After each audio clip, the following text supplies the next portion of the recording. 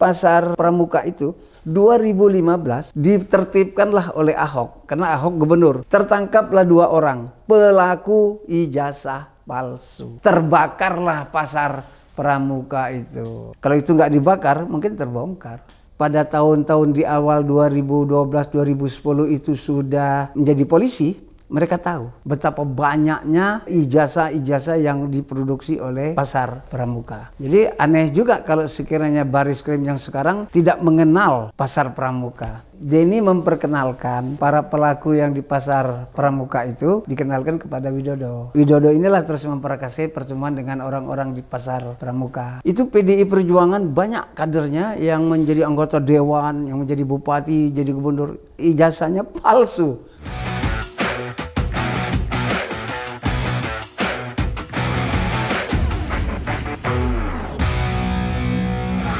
Selamat datang di channel Abraham Samad Speak Up.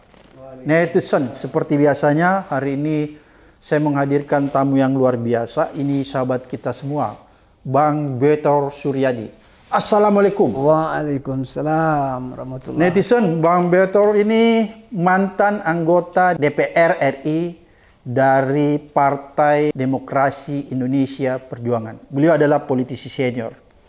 Tapi belakangan ini menggemparkan dunia maya, dunia media sosial. Kenapa menggemparkan? Ketika Baris-Krim mengatakan bahwa ijazah Jokowi itu identik, ya, artinya dia mau katakan bahwa ijazah Jokowi itu tidak palsu. Tiba-tiba Bang Betor menghempaskan sebuah tembakan, menghentak semua orang bahwa konon kabarnya ijazah Pak Jokowi diproduksi dari Universitas Pasar Pramuka. Dan ini orang banyak bertanya-tanya. Dari mana informasi ini sehingga Bang Betor begitu yakin bahwa ijazah Pak Jokowi itu keluarannya dari Pasar Pramuka. Bang Betor bukanlah orang yang sembarang. Beliau adalah politisi senior PDIP dan juga mantan anggota DPR yang tentunya punya berbagai macam sumber informasi. Oleh karena itu, supaya lebih jelas, kita langsung tanya nih, Bang Betor. Bang Betor, dari mana nih informasinya? Bisa nggak diceritakan dari awalnya? Bagaimana spekulasi ijazah produksi Pasar Pramuka nih? Kita tentu berawal dari pernyataan Bambang Tri ya, yang menyatakan bahwa Jokowi tidak punya ijazah. Dari situ ya? Dari situ ditambah dengan pernyataan mantan rektor Pak Sofyan Effendi yang menyatakan tidak ada nama Jokowi di Fakultas Kehutanan UGM. Karena dia mantan rektor. Jadi dia pasti mengecek itu ke bagian staf administrasi. Tidak ada nama itu sepanjang sejarah ini. Yang ada Joko Wahyudi, Joko Haryono, nggak ada yang nama Joko Widodo. Nah dari situ Bambang Tri dan Gus Nur dipenjara karena mereka dianggap mencemarkan nama baik. Mencemarkan nama baik tapi untuk mengungkap bahwa ada kecurangan oleh Jokowi. Waktu itu Jokowi masih jadi presiden. Ya, masih kuat jadi, ya? Kuat. Mereka dipenjara tanpa barang bukti. Jadi ijazah itu tidak pernah ditampilkan di pengadilan. Ya. Nah itu yang menyebabkan Egy Sujana dan kawan-kawan TPUA itu sebagai pembelanya penasaran. Mereka terus kupas tuntas lah apa yang beredar dari kadernya PSI Sandi itu. Mereka kupas itu dari hasil apa yang diedarkan itu dan Sandi menyatakan bahwa itu asli dan diakui oleh Jokowi. Ya. Jadi ini kan asli. Nah, UGM-nya sendiri membuat pernyataan itu asli. Ya. Nah, tapi kawan-kawan Roy Suryo dan Resmond dan Ibu Tifa menyatakan itu tidak. Nah, perlawanan itu menyebabkan kami datanglah ke UGM itu tanggal 15-16 itu ke Jokowi. Di 2 tempat itu kami nggak mendapatkan jawaban yang memuaskan. Bang Betor ke sana juga ya? Saya ikut. Nah jadi saya di dalam perjalanan itu menyatakan, saya yakin Roy, Rismond dan Tifa dan Kurnia ini benar. Nah karena kalau itu mereka benar, jadi UGM ini mengada-ngada, artinya ini bukan produk dia tapi dia akuin. Lantas kalau itu bukan punya UGM, itu diproduk di mana? Nah, saya langsung ingat awal peristiwa pilkada, pemilu-pemilu di zamannya reformasi ini. Ya. Itu PDI Perjuangan banyak kadernya yang menjadi anggota dewan, yang menjadi bupati, jadi gubernur. Ijazahnya palsu. Oh begitu ya? Ya, jadi karena palsu semua, seharusnya Bariskrim yang sekarang ini kalau mereka pada tahun-tahun di awal 2012-2010 itu sudah menjadi polisi, mereka tahu betapa banyaknya ijazah-ijazah yang diproduksi oleh pasar pramuka.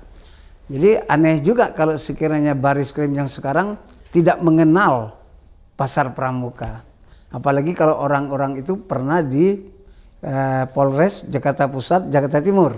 Artinya posisi pasar pramuka itu di antara timur dan pusat.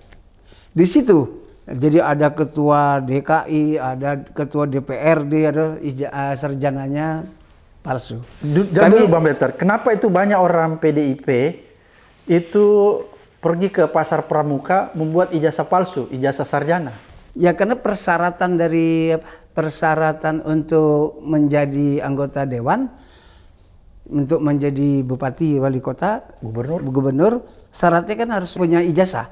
Oh. Nah, kader kami rata-rata pada waktu awal itu bertato, berpakar bahar, nggak punya.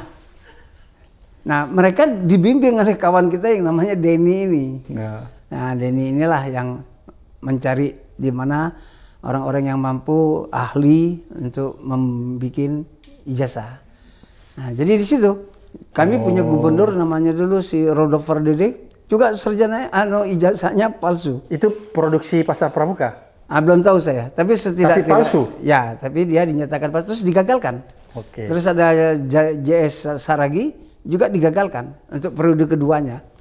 Nah, jadi kita belajar dari situ, saya terus teringat ada pasar pramuka. Nah, saya cek setelah pulang dari Solo itu, saya lacak ke kawan-kawan saya yang di kader kan. Ini gimana kok ada pernyataan pertengkaran antara kawan-kawan Roy Suryo dan kawan-kawan dengan UGM, bahwa UGM mengaku ini produknya, tapi secara administrasi legalitas itu pasti palsu. Nah, saya meneliti terus tuh pernyataan-pernyataan itu. Saya jadi teringat itu pasar pramuka. Nah, saya lacak. Ini siapa yang pertama kali menerima rombongan Solo. Jadi Solo itu pada awal 2012 itu datang ke Jakarta. Pak Jokowi nih rombongannya Pak Jokowi. Di antara rombongan itu ada nama-nama ini, ketemulah dengan kawan-kawan di DKI. Nah, dari DKI itu mereka terus bikin pertemuan-pertemuan, terus bertemulah di Jalan Cikini itu. Markasnya Jalan Cikini. Jalan Cikini. Dari situ terus mereka terbitkanlah itu ijazah. Terus dari situ Jokowi lolos. Jangan dulu Bang. Itu orang-orang dari Solo yang sama Jokowi yang datang siapa-siapa itu? Ya, banyak ya, tapi yang inti itu sekitar 3, 4, 5 orang. Masih ada yang diingat namanya? Masih ada David, Anggit, Widodo, ada Seusaini. Oke. Terus ketemu orang DKI siapa itu? Ya, DKI ya ketemu Mas Pras. Siapa? Pras Setio Edi. Oke. Terus ketemu Denny, ketemulah teman Indra sama Yulianto. Denny ini siapa? Denny ini aktivis senior PDI di DKI. DKI. Dia yang menjadi sekretaris pemenangan Jokowi di gubernur. Oke, waktu mau mencalonkan diri jadi gubernur. Jadi gubernur. Nah, dari situlah terus dirintis. Nah, Denny ini otaknya cerdas. Memang dia cerdas, cuma nasibnya samalah, belum bisa menjadi elit.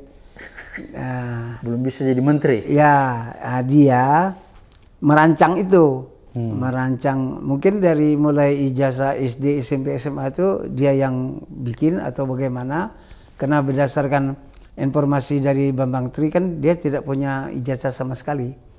Jadi waktu dia maju di Solo, kami juga nggak tahu pakai apa dan bagaimana dia bisa lulus di Solo, karena di Solo dibilang dia pakai Dr. Andes. Nah, sampai di Jakarta berubah menjadi insinyur. Saya juga nggak tahu apa sebabnya. Terus kenapa mereka milihnya UGM?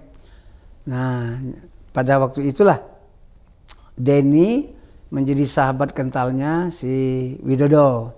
Nah, mereka inilah yang sering ketemu dengan Widodo ini geng dari Solo ya? Solo. Solo. Ada Isnaini juga di situ. Nah, pertemuan-pertemuan yang sangat efektif itu terjadilah ijazah-ijazah itu. Nah, itu diloloskan ketemu Mas Pras. Mas Pras bersama rombongan, di situ ada Gerindranya, ada PDI-nya, dan ada beberapa orang datang ke KPUD DKI ketemu Juliantoro, Juri Andriantoro. Nah, juri juga tidak tahu ini dokumen-dokumen Jokowi ini apakah asli apa tidak. Tapi jangan dulu Bang Viator. Apakah waktu rombongan Solo datang ke Jakarta tuh dengan dia mencalonkan Jokowi jadi gubernur kan? Itu kan ketemu sama tim di Jakarta, ada Pras, ada Denny. Apakah memang timnya Jokowi itu kasih tahu sama teman-teman di Jakarta, PDIP Jakarta bahwa Pak Jokowi ini tidak ada ijazahnya? Ya, nggak ada dokumen. Nggak ada oh dia bilang nggak ada dokumen. Nggak ada dokumen nikah, dokumen apa, sampai itu semua dibikinin, termasuk surat keterangan sehat dari rumah sakit, tidak kena narkoba, terus apa lagi ya, surat nikah, segala macam itu dibikin. Oh, satu paket? Satu paket. Kenapa harus dibikinin? Kan masa, kan dia udah menikah. Persyaratannya harus itu. Kan pasti kalau surat nikah ada, Bang Betor. Ya, mungkin ya. Tapi pada waktu diterima sama tim Jakarta itu memang nggak ada semua. Oh, jadi dibikinin. Jadi dia minta jadi fotonya itu sama semua.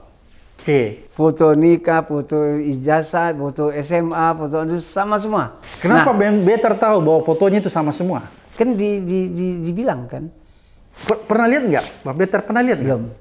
Belum lihat. Siapa yang kasih tahu Bang Betor bahwa itu sama semua fotonya, foto nikah, ijazah apa? Kan dokumen itu setelah siap. Pada 2012 kan. Diserahkan ke Mas Pras. Mas Pras terus dikasihkan ke KPUD. Sudah itu Jokowi maju ke presiden. Nah, masuk ke presiden, masuk ke administrasi DPP. Nah, orang DPP bilang, Bang, ini fotonya sama semua nih, katanya Jokowi ini. Siapa yang kasih tahu Bang Betor itu bilang foto? Ya, kawan. Ya. Berarti yang tahu persis ini Mas Pras ya? Pras karena waktu pencalonan gubernur kan, jadi awal pembuatan dokumen yang 2012 palsu, itu ketika hendak mencalonkan diri jadi gubernur. Oh, gitu. Bukan presiden ya, gubernur ya? Jadi dokumen itu dijadikan lagi dokumennya untuk presiden. Oh, oke. Jadi dokumen yang kita duga palsu, yang menurut Bang Betor dibuat di Pasar Pramuka, itu digunakan untuk mencalonkan Pak Jokowi di gubernur. Kemudian dokumen itu juga digunakan untuk mencalonkan Pak Jokowi di presiden. Dan menurut Bang Betor, itu yang memprakarsai, yang datang ke Pasar Pramuka itu Denny. Jadi gini, Denny memperkenalkan para pelaku yang di Pasar Pramuka itu dikenalkan kepada Widodo. Orangnya Pak Jokowi. Pak Widodo inilah terus memprakarsai pertemuan dengan orang-orang di Pasar Pramuka. Jadi tapi orangnya yang membuat draft itu Denny. Jangan dulu. Jadi berarti Bang Denny memperkenalkan orang di Pasar Pramuka kepada Widodo, orangnya Pak Jokowi. Bilang kalau kamu bikin yang palsu, ini orangnya gitu, dipertemukan. Jadi akhirnya yang menindaklanjuti Denny sama Widodo. Orang dua itu. Tapi sebelumnya mereka ketemu Jokowi terus. Karena kan untuk meyakinkan bahwa ini siap. Bang Betor, dari mana cerita ini Bang Betor dapat? Dari kader. Saya nggak mungkin kalau nggak dapat dari kader. Bisa nggak disebut? Nggak bisa ya? Rahasia. Belum waktunya. Belum waktunya. Tapi dari kader PDIP ya. Berarti pada saat itu pencalonan gubernur Pak Jokowi itu berpasangan dengan Ahok ya? Ahok. Saya kontak Ahok. Saya bicara sama Ahok. Ahok bilang, ya saya tahu ada Widodo. Saya serahkan ke kader kami Gerindra waktu itu. Ahok pada saat itu Gerindra ya? Gerindra. Nah, jadi ada namanya Sarif. Nah, Sarif ini yang megang dokumennya Ahok. Terus yang megang dokumennya Jokowi, Pras. Nah, Pras dapatnya dari Widodo. Nah, Pras ditanya, tahu nggak ini palsu? Enggak, aku tahunya dari Widodo aja kata dia. Nah, jadi yang kata penjelasannya Denny juga yang bikin Widodo. Tapi apa aja yang dibikin, Dani Iskandar itu yang mendraftnya. Jadi mereka terus terang datang dari Solo itu minta dibikinkan, karena nggak punya dokumen. Oke, jadi diminta dibikinkan satu paket ya? Iya, kan untuk maju itu harus ada surat polisi, SKCK. Terus harus ada dari rumah sakit tidak narkoba, terus ada dari rumah sakit juga tentang intelijensia itu loh, kecepatan menghitung dan segala macam itu. Terus dapat lagi surat dari apa tadi itu. Ada banyak tuh, ada 10 dokumen. Oh, semua itu diproduksi di Pasar Pramuka? Ya, artinya dipercepat. Karena waktu masuknya ke DKI itu udah mepet waktunya. Jadi tidak ada lagi waktu untuk pergi periksa di dokter, di rumah sakit, kira-kira gitu ya? Nggak ada waktu lagi. Saya pikir Jokowi nggak mungkin ke rumah sakit itu. Itu kan harus orangnya sendiri yang datang. Ya, karena... Jadi di Pramuka itu semua surat terpapar, ada semua. Bapak mau surat apa dari rumah sakit? Oh, bisa kita pesan di sana? Ada itu semua. Sampai sekarang ya, Bang? Ada, sampai sekarang. Jadi kalau misalnya saya bilang mau pesan... Bapak minta stempel ini, ada. S2 ada? Ada. Bapak mau minta legalisir dari sini, ada semua. S3 ada juga? Ada semua di situ. Pertanyaannya, memang yang dipesan orangnya Pak Jokowi itu cuma S1? Ya, karena memenuhi persyaratan itu aja. Oke. Jadi seperti penjelasan Andi Wijayanto? Apakah namanya butuh pakai titel kan? Ya. Untuk dicantumkan di dalam kotak suara. Oke. Nah, butuh IR kan? Insinyur. IR itu dibikinin.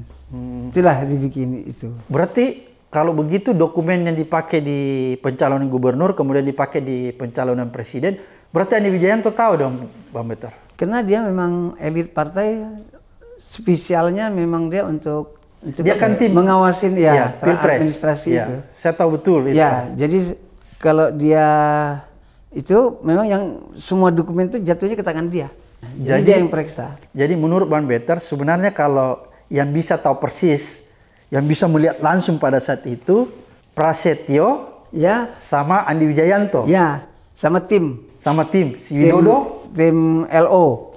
Yang setelah dilihat oleh Andi diserahkan ke LO bawanya ke KPU. Nah, di KPU itu juga ada orang yang juga agak kaget melihat dokumen ini. Namanya Haidar Gumai. Haidar Gumai. Haidar Gumai. Sama ketua KPU yang meninggal. Kamil Husni itu. Jadi waktu dia lihat dokumennya Pak Jokowi dia kaget? Kaget. Kenapa dia kaget, Pak Beter? Karena dia lihat tidak sama dengan... Rata-ratanya orang kaget melihat foto itu. Foto. Jadi penjelasan Andi bahwa dia melihat ini, oke. Tapi begitu dikejar, apakah Bapak melihat fotonya sama? Saya lupa. Saya nggak ingat, kata dia. Karena memang foto itu sama. Jadi yang menarik itu dari situ. Maka muncul hari ini namanya Zul. Dia yang menyatakan dokumennya asli, Jokowinya beda. Karena fotonya beda dengan foto Jokowi. Jadi dia mengakuin itu, foto itu oke, orangnya bukan itu. Berarti Jokowi aslinya itu yang mana? Masuk nggak akal? Jadi Jokowi membawa dokumen dengan foto orang lain, kira-kira kan gitu. Jadi foto orang lain itu dianggap asli. Berarti yang palsu itu Jokowinya. Jadi Jokowi yang asli itu yang mana? Nah, itu kan pernyataan dia yang sekarang beredar viral juga itu. Karena dari semua foto itu nggak ada wajahnya Jokowi. Nah, itu dia bilang. Nah, jadi foto itu sebenarnya foto-fotonya Hari Mulyono itu. Adik iparnya Jokowi, suaminya Idayati. Yang nikah sama Anwar Usman. Bang Beter, sebagai elit PDIP ini, mantan anggota DPR, kan Bang Beter ini bukan orang sembarang di PDIP, elit juga ya. Dekat juga dulu dengan Pak Taufik Kemas. Masih punya akses nggak melihat dokumennya Pak Jokowi? Sekarang kan semuanya harusnya ada di KPU kan? Nggak ada arsipnya di DPP? Pasti ada. Tapi itu kan akan prosedurnya panjang. Tapi yang herannya itu, setelah gonjang-ganjing Bambang Tri ini, dokumen yang ada di KPU itu juga hilang. Kenapa Bang Beter tahu? Itu nggak tahu. Kan ada pernyataan. Oh. Nah, dan itu yang kita lihat kenapa tingkah laku polisi seperti itu. Menerima, terus diambil lagi sama Jokowi. Ya. Barang bukti yang harusnya sampai ke persidangan, diambil sama Jokowi. Harusnya disimpan. Ya, harusnya kan menjadi barang Bukti buktinya penyelidik, kepolisian. ya. Nanti polisi menyerahkannya kepada kejaksaan, baru dibawa ke pengadilan. Ya. Sekarang apa yang mau dilakukan polisi? Kalau barang buktinya nggak ada, untuk disampaikan ke kejaksaan. Jadi ke pengadilan tidak ada barang bukti. Karena Jokowi bilang, dia akan membawanya kalau diperintah hakim. Loh, hakim kan jauh jaraknya kepada barang bukti. Barang bukti itu kan harus ada di kepolisian, ada di kejaksaan, ada di pengadilan. Karena barang bukti itu yang menjadi barang yang mau dijadikan perkara. Nah, kok sekarang itu diambil sama Jokowi? Jadi bagaimana barang itu bisa sampai ke pengadilan? Hampir sama dengan kasusnya Bambang Tri dengan Gus Nur. Di polisi tidak ada, di kejaksaan tidak ada, di pengadilan tidak ada, terus mereka divonis. Apa nggak sama nasib 5 orang ini nanti? Pasti sama. Formatnya begitu. Nah, kalau dulu Jokowi pakai presiden, dia taunya kamu sidangkan sampai vonis. Nah, sekarang kan dia bukan presiden. Tapi kenapa polisi masih ikut, jaksa masih ikut, pengadilan masih ikut, mengadilin orang tanpa barang bukti? Kan aneh. Sementara kan kalau yang lain ini pasti ada barang buktinya. Peristiwa matinya 6 orang di kilometer 50. Ada parang, ada pedang, ada celurit, ada segala macam. Kan ada barang buktinya. Ini nggak ada barang bukti. Gimana coba mau menyidangkan? Dan ini pasti hukumannya di atas 3 tahun kan. Karena pencemaran nama baik. Nah, jadi saya bingungnya penegakan hukum ini mendahulukan pidananya, pencemaran nama baiknya, daripada barang buktinya secara perdata. Ini sesuai dengan ini sesuai dengan ini, kan ada bandingannya. Itu kan nggak ada. Iya, yang seperti di Solo nggak ditampilkan ya? Iya, yang saya bingungnya polisi yang jenderal-jenderal itu kok bisa memproses sesuatu yang nggak ada barang buktinya. Itu kenapa kira-kira, Bang Betor? Nah, itu yang saya bingung juga itu. Kenapa polisi sebagai penegak hukum nggak mau melakukan? Pak, nggak boleh diambil, Pak. Ini kan barang bukti, Pak. Ini kan harus sampai ke pengadilan. Tapi diambil sama Jokowi. Artinya ada kekhawatiran, ada ketakutan Jokowi terhadap barang bukti itu yang suatu saat akan memukul dia, maka diambil. Dan polisi nggak berani melawan, nggak bisa menahannya. Pokoknya contoh kasus ini mirip sama dengan Bambang Tri sama Gus Nur. Diadilin, divonis tanpa barang bukti. Polisi nggak memberikan itu. Seharusnya kan polisi menyerahkannya ke kejaksaan, menyerahkannya ke pengadilan. Bang Betor, pernah nggak ketemu Mas Pras setelah ribut-ribut ini? Belum, saya sudah telepon dia. Dia telepon saya juga. Saya tanya, ini begini. Ya bang, ya. Dia panggil saya Om. Karena dia tahu saya dekat dulu dengan Pak Taufik Kimas. Dan manggil saya Om dia sampai sekarang. Jadi dia nganggap saya Omnya. Jadi dia akuin semua. Dia bilang, saya tanya semua. Dia akuin tentang apa itu, Bang? Ya, tentang apa? Pencalonan Jokowi ini dia tahu, dan dia juga ketemu semua elitnya Solo, dan dia kenal semua Solo. Terus dia juga yang membawa elit Solo ini ketemu dengan Denny Iskandar. Nah, pembicaraannya apa? Setelah itu persekawanan antara Widodo sama Denny ini. Pembahasannya usus itu. Oke, berarti Mas Pras tidak pernah mendengar pembicaraan antara Denny dan Widodo tentang ijazah. Ya, tapi yang saya dengar sangat dahsyat sekali itu adalah kenapa Denny mau melakukan pembentukan penerbitan ijazah. Karena Denny dijanjikan oleh Jokowi, dijanjikan oleh Pras menjadi direktur utama Pasar Jaya. Pras bilang, kau cukup di komisaris. Nggak mau dia. Sampai sekarang dia nggak punya jabatan apa-apa. Tapi itu udah terbit. Oke, jadi menurut Bang Betor, informasi yang Bang Betor dapat bahwa Denny ini mau melakukan barter politik. Mau melakukan misalnya mengorder ijazah ke Pasar Pramuka. Yang diminta oleh Widodo karena Denny sudah dijanjikan kalau Pak Jokowi berhasil jadi gubernur, maka dia akan diangkat jadi direktur utama Pasar Jaya. Tapi ketika Pak Jokowi terpilih, Denny nggak dipilih. Nggak dapat. Dikasihin ke orang lain. Tapi mau dikasih jadi komisaris. Komisaris. Dia nggak mau. Dia maunya direktur. Direktur. Dia nggak mau. Marah Pras. Oh. Prasnya marah. Brengsek tuh si Denny, kata dia. Nah, Denny bilang yang brengsek Pras. Nggak nepatin janji. Kalau menurut Bang Better nih, apakah Denny ini masih ada di Jakarta? Nggak bisa pastikan juga ya, karena kan sudah lama nggak ketemu? Orang, ya udah lama saya nggak ketemu dia. Tapi dulu akrab Karena, sama Bang Better? Karena kami sama-sama sering ke Tengku Umar. Oh, ke rumahnya Ibu Mega? Ibu Mega. Pernah lah dia main-main kecil, tapi setidak-tidaknya ketemu di Kilang, tempat pom bensinnya Pak Taufik. Kan kalau sore-sore gini kami kumpul. Panggil, kumpul-kumpul, makan-makan begitu. Ah, dia sekali-sekali datang. Tapi Denny ini nggak pernah jadi anggota DPR ya, seperti Bang Better? Belum, berapa kali kalah dia. Oke. Kalau Bang Denny nih, ada nggak dia punya posisi struktural di partai? Dia sekretaris tim pemenangannya Jokowi di DKI bersama Boy Sadikin sama Pras. Itu 3 serangkai. Boy Sadikin, Denny, Pras, dan Denny. Pras. Ya. Itu di tim pemenangan kan? Berkantor di Jalan Borobudur 22. Tapi itu kan tim pemenangan. Ya di situ mereka. Nggak, yang saya mau tanya. Jokowi pun kalau malam ke situ. Oke, tapi di PDIP sendiri dia nggak punya jabatan. Itu atau di PDIP Jakarta, DKI? Ya. Dulunya ada, pernah. Jadi kan kalau udah jadi aktivis itu terus pernah jadi wakil sekjen atau jadi apa gitu. Tapi periodenya saya lupa. Tapi dia pengurusnya di DKI. PDIP DKI ya, bukan di pusat. Kalau Bang Better kan di pusat kan? Ya, dia di DKI. Oke, berarti kalau begitu si Denny ini cukup dekat dong ya sama Pras, karena kan dekat dengan Boy dekat. Dia pentolannya jadi DKI dia. Pentolannya dia. Berarti kalau begitu kira-kira Pras tahu ya keberadaan Denny ya? Bisa jadi.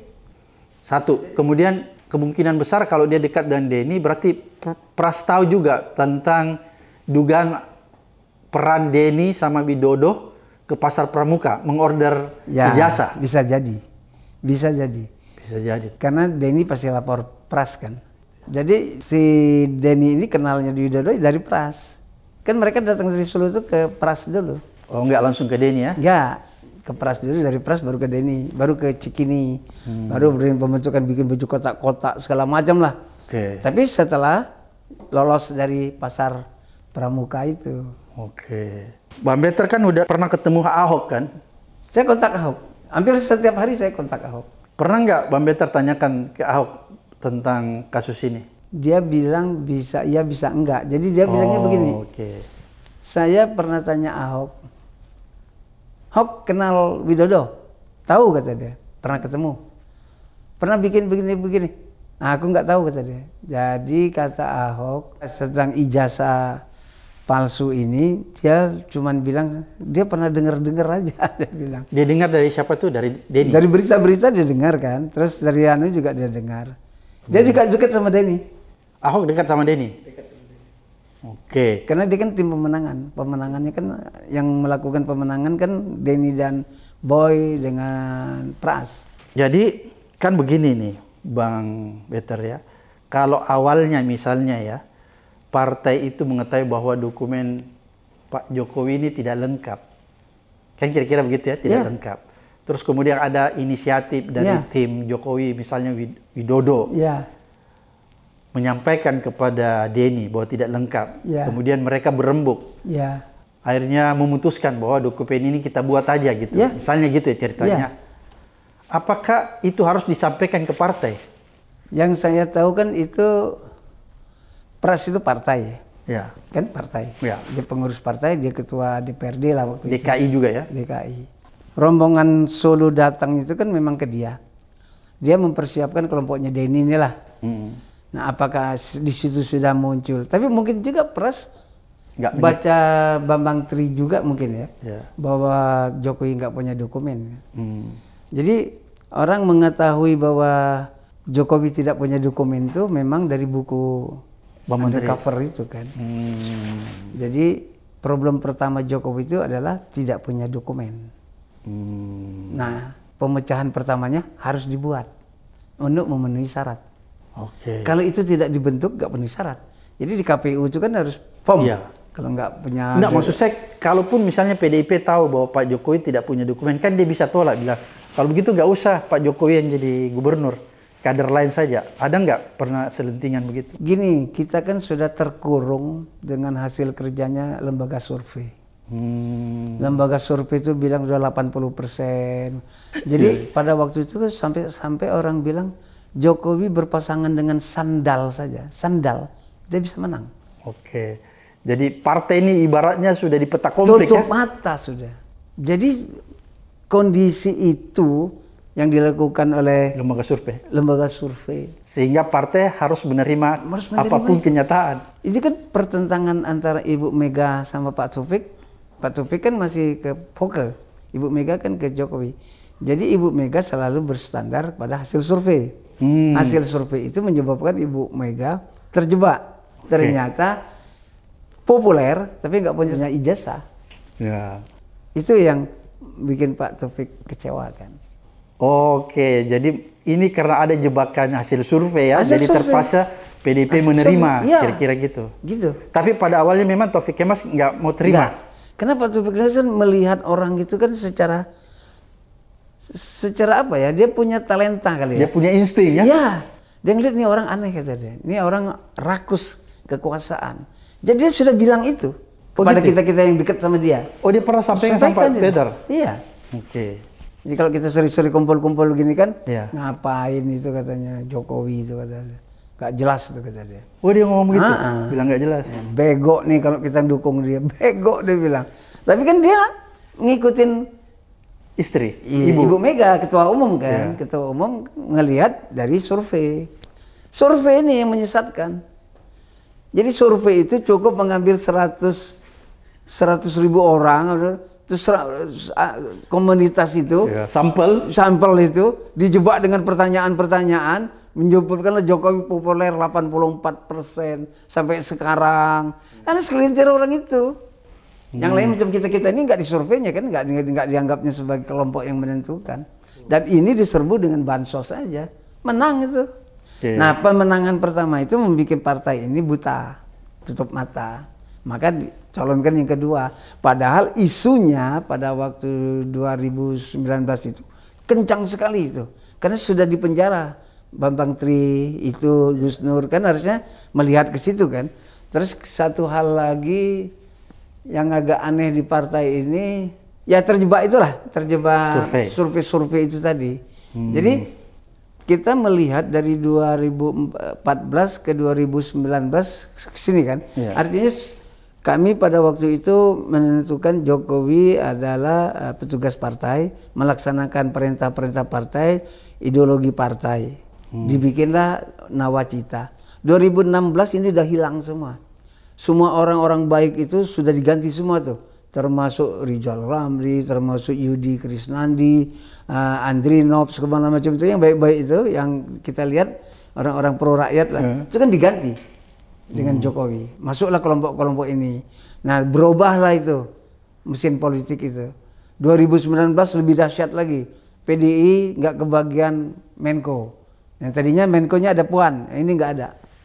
Jadi Jokowi yang kata Rocky Gerung, presiden nggak ada otaknya itu, otaknya diisi oleh itu Rini Suwandi, Erick Thohir, Luhut Binsar Panjaitan, terus siapa lagi nih? Nah, praktik. Orang ini mengisi otak Jokowi. Berubahlah Jokowi, bukan lagi PDI, bukan lagi menjadi pro rakyat, jadilah dia menjadi liberal. Oligarki itu. Mungkinlah semua kebijakannya berubah, semua tambang diambil. Jokowi berbisnis sama rakyat. Masalah COVID itu coba. COVID itu ditentukan oleh 4 orang, harganya sekian. Mereka kumpulkan uang dari 1.000 triliun dari lembaga-lembaga kementerian sama lembaga itu dikumpulin sama dia. Dia belanjakan, dia dapat untung dari situ, dari 1.000 triliun itu. Oke, jadi ini menarik ya cerita Bung Better ini, bahwa Bung Better saya di KSP, jadi saya tahu tingkah laku Jokowi. Oh, Bung Better pernah di KSP? 5 tahun saya di KSP itu, jadi saya melihat perubahan 2016, 17, 18 itu sangat dahsyat. Nah, kenapa terus pada saat itu Muncul Bambang Tri itu menyebabkan Jokowi gunjang-ganjing juga. Jadi pasar Pramuka itu 2015 ditertibkanlah oleh Ahok, karena Ahok gubernur. Tertangkaplah 2 orang pelaku ijazah palsu. Ditangkap oleh namanya Hengki, Polres Jakarta Pusat. Nah, orang 2 ini kalau dicari, apakah mereka pelaku pembuat ijazahnya Jokowi? Itu harus dikejar. Ada berkasnya ada di Polres.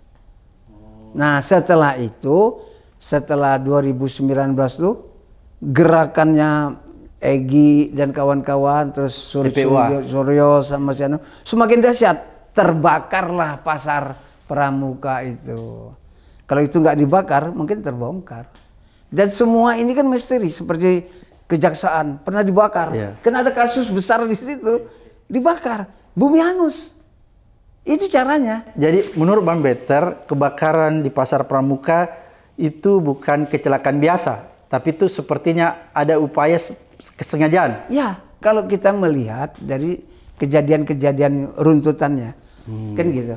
Yang ini meninggal, yang ini meninggal, yang ini dikejar, yang ini dipenjara, yang ini begini. Orang penting semua tuh yang meninggal. Hari Mulyono, pemilik sah ijazah UGM itu, adik ipar Jokowi, meninggal dalam umur masih 40. Ajalnya barangkali, Pak. Ketua KPU meninggal dalam umur yang masih muda. Pasar terbakar. Siapa tahu sakit, Pak Better. Itu ketua KPU kan ada penyakitnya katanya. Katanya mikirin ijazah itu. Ijazah itu gak sah kok, harus diakuin kan gitu. Kan sampai sekarang nih, ijazah yang katanya hasil pasar Pramuka itu harus diakuin oleh UGM. Kacau nggak UGM ini? Dibanding-bandingkan hasil kerjanya Baris Krim, dibanding-bandingkan. Kata si responsaman, nggak kena identiknya 1112, 1114, 1115, nggak sesuai. Artinya yang pasar Pramuka nih mau diapakan, nggak bisa cocok dengan yang UGM, nggak bisa cocok. Tapi dicocok-cocokkan oleh polisi. Dipaksakan oleh polisi bahwa itu sesuai dengan identik. Disesuaikan dengan UGM. Nah, UGM ini sampai kapan dia mau membuktikan ini tempat KKN-nya nggak benar, angka ininya nggak benar. Kan kalau kita sama-sama pernah kuliah kan semuanya lengkap. Sekarang yang diributkan lahirnya. Ini sekarang yang ribut Kasmujo. Lahir ijazah tidak ada skripsi. Kenapa? Karena dibikin oleh pasar Pramuka. Terus dipaksa-paksakan, UGM bilang ada skripsinya, ada, mana ada. Orang bikinnya di sini. Terus terakhir ini kan ada pengakuan Kasmujo nih yang kemarin. Nah, Kasmujo tambah lagi. Kasmujo itu sudah membantah. Apalagi kalau ditanya, apakah Pak Kasmujo pernah tahu yang namanya Jokowi? Pasti dia jawab tidak. Pernah lihat wajahnya? Pasti enggak. Waktu kuliah tahun 80-an itu. Tapi kan dia mengaku bahwa dia pengajar di kehutanan. Pengajar iya, artinya dia dimanfaatkan untuk membackup si Jokowi. Oke. Jadi pertanyaan yang terakhir sama Pak Kasmujo tuh, Bapak pernah ketemu nggak pada waktu kuliah dengan Jokowi? Pasti dia nggak tahu. Apa Bapak benar kenal enggak? Pasti enggak. Jadi pertanyaan yang 2 dibikin tadi itu oleh Rismon, kurang 1 pertanyaannya.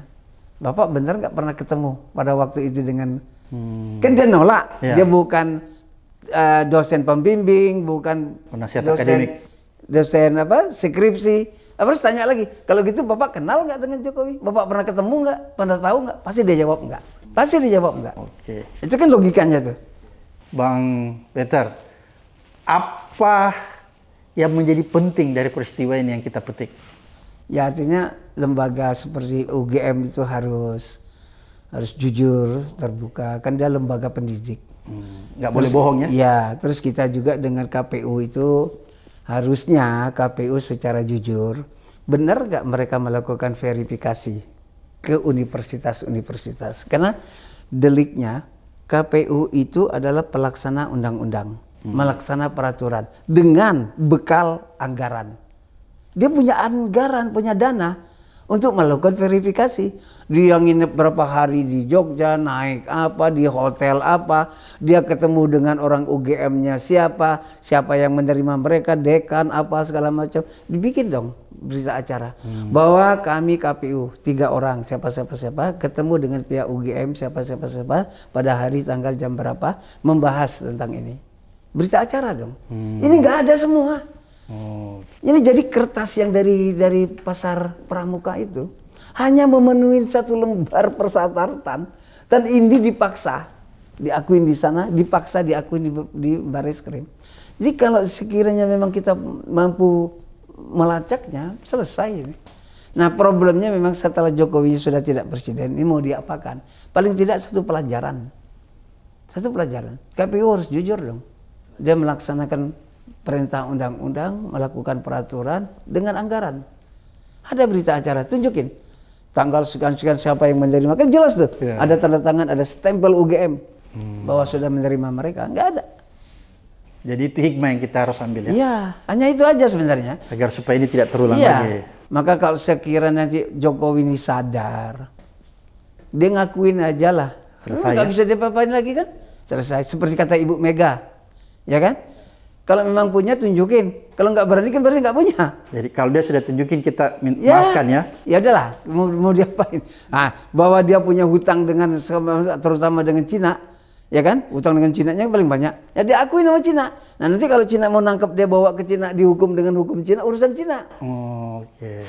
Ahok tuh pernah bilang, kata Ahok, orang yang nggak berani menunjukkan ijazahnya berarti yakin dia punya palsu. Kata Ahok begitu. Oke. Terima kasih. Sampai ketemu di episode berikutnya di Abraham Samad Speak Up.